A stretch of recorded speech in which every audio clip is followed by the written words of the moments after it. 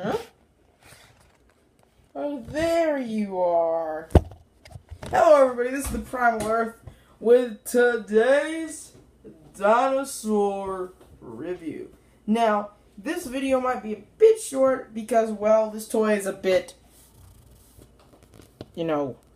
small. Now, you may be saying to yourself, Primal Earth, why are you doing a stupid little baby toy? And I'd be saying, Primal Earth, why am I doing a stupid baby toy? And then I realized, well, because it's made by the same people who made the Acrocanthosaurus from the last video.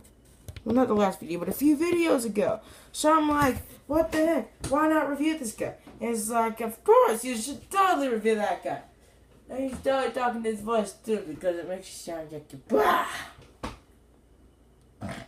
Okay, so let's get right into the review. So, along with a review, we are going to be doing characteristics of the baby Tyrannosaurus rex and Tyrannosaurus rex as a species. I don't know why I said that in a different accent, but here we go. Let's start with the head and move to the tail. Now, starting at the head, my first thing that I notice is its teeth are painted on. Okay, guys, say it with me now. Its teeth are painted on. I mean, that Acrocanthosaurus, that wasn't paint, that was the actual model, I'm not sure if you could tell that, but it was actually the model. And I'm going to put an annotation up like, not an annotation, but it's going to be like one of those cards. It's going to be like, yo, look here.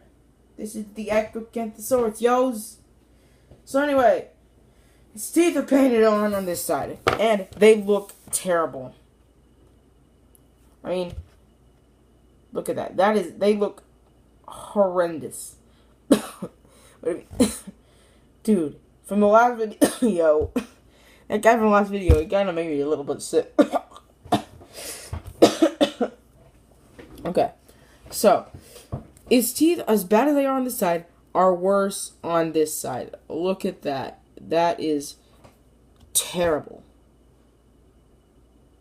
I mean, I don't even know what to say about those teeth, other than they're terrible. I mean, your teeth aren't painted on. Okay. So, let's just move on from that. Maybe the rest of the dinosaurs are accurate. Maybe, well, oh wait, yes, I forgot. T-Rex had lips, so the teeth wouldn't have to show anyway. Would they, little inaccurate baby T-Rex? Would they? They wouldn't have to show, would they? They wouldn't have to show, would they? Anyway, yeah, the T-Rex had lips. It wouldn't have to show its teeth. So yeah, first of all, you didn't even need to paint the teeth on. And second of all, you didn't even need teeth. At all. Those lips would have covered it up. Now, the eyes. Let's go to the eyes. The eyes are great in proportion to the size of the animal.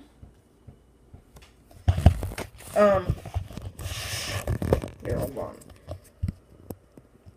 In proportion to the size of the animal, the eyes are great. Babies usually have larger eyes in comparison to their body size than other animals, especially dinosaurs. If you've ever seen a baby bird, you'll know that its eyes are huge.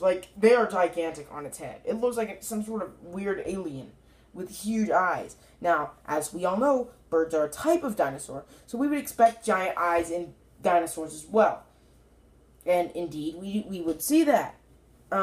So yeah, the eyes are okay in my opinion, except for how they're positioned. So the eyes are big and all, and they're pretty good. Until you realize this dinosaur would not be able to see what was in front of it, ever. Like this, if I saw this animal and knew nothing about carnivores and or herbivores, other than how their eyes were placed, I would think this guy was a herbivore. Why? Because a herbivore has its eyes out to the side, like this guy, to see danger from all. Oh my gosh! To see danger from all sides. A predator has its eyes face forward, so it can accurately perceive depth and determine how far our food source is. Now, primates, being prey, are a bit different. We lived in social groups, so our eyes could be forward to focus on things. So we didn't need eyes on the side of our heads because we lived in social groups where eyes on the side of the heads wouldn't have been as good. A social group is different from a herd. It's kind of like a group that sticks together for survival. A herd sticks together for survival for different reasons and different ways than a social group. It's weird. But that's just why primates are the exception. Okay, so onto the rest of the body. Oh wait, yes, we forgot something. Yes, paint job. Terrible, guys. You did terrible. Absolutely terrible on the paint. And if I only had that Acrocanthrosaurus in with me right now, that'd be fantastic. Fantastic. To compare it to, because this thing is terrible. Like, is terrible. Like, it's just, the paint job's terrible. The model is not that good. This is probably one of Safari Ltd's, Safari Limited's lesser toys. Now, something I would like to note about is, the head. Tyrannosaurus Rex. Although it might be cute, little cushy baby and yak with T-Rex. Oh, yeah, you're so cute. Might be cute to have a T-Rex head like that, but it wouldn't be correct. Why? Because Tyrannosaurus Rex had, when it was born, it would have had a long and slender snout, as opposed to the short and boxy, more Belissaurine looking head of like Carnotaurus and a Bellosaurus, or a Belosaurus, or a Bilosaurus, or something like that. I call it a Bellosaurus because it sounds like a Bellysaurus. Now, it'd probably be more like a Killianosaurus, but it's these little Abellosaurus. See, distractions. Okay, so, yeah, the head is completely wrong in the shape. It would need to be more thin for a Tyrannosaurus. Now, the rest of the body isn't that bad, except the legs. The legs are really weird. The legs should be way more slender than that. However, they did give it the accurate number of toes, which is 4 toes. 1, 2, 3, 4. So they did give it the accurate number of toes. They gave it digitigrade feet, but they gave it a tripod stance. Oh, the toe. Doop-a-dee-deep. A-dee-ba-dee-doop. Tripodal stance. It sucks when you put it in toys. Doo-ba-dee-doop. Now, if I can just find the center of gravity, I could probably balance this guy. The center of gravity is somewhere around there. Because you see, if you do it like that, it goes forward. But if you do it too far back, it goes backwards. So, around right there is the center of gravity. So it should stand up like that, but I can't get it. You might be able to do it, but I can't.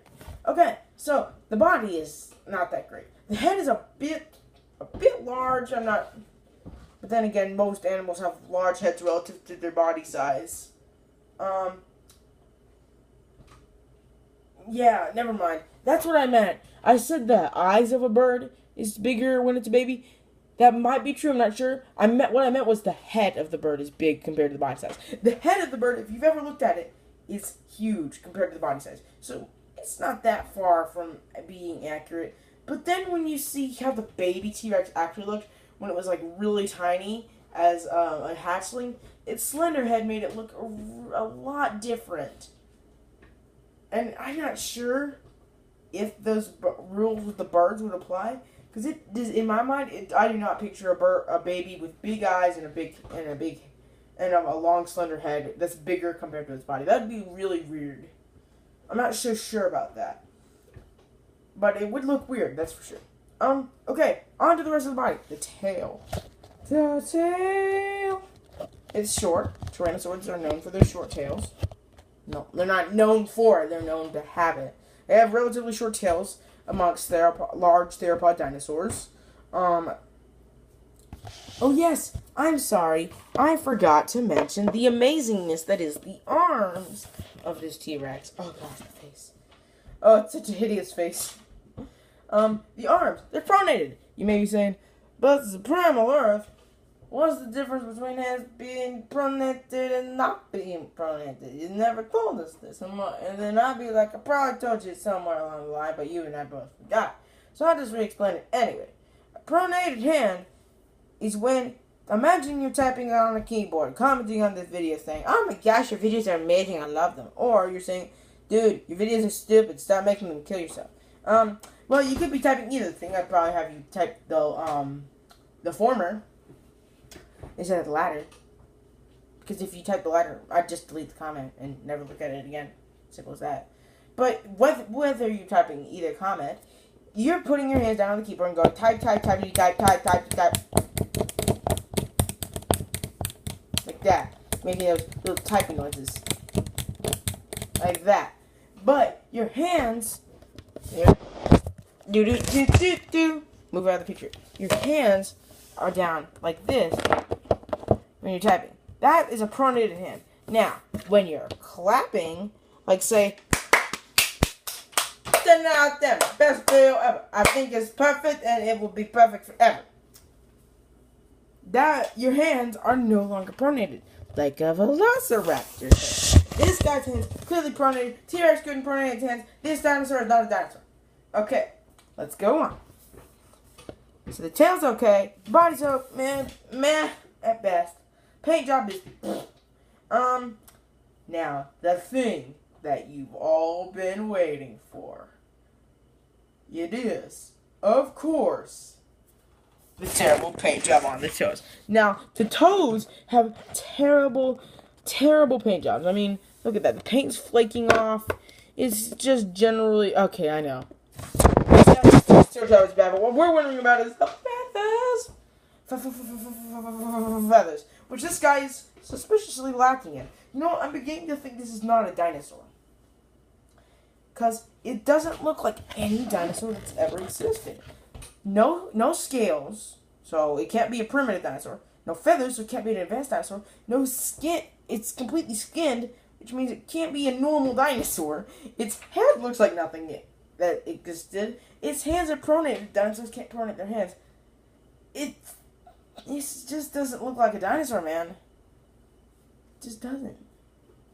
Be like a T-Rex and elephant hybrid. That's the best I can come up with for why all these features are occurred.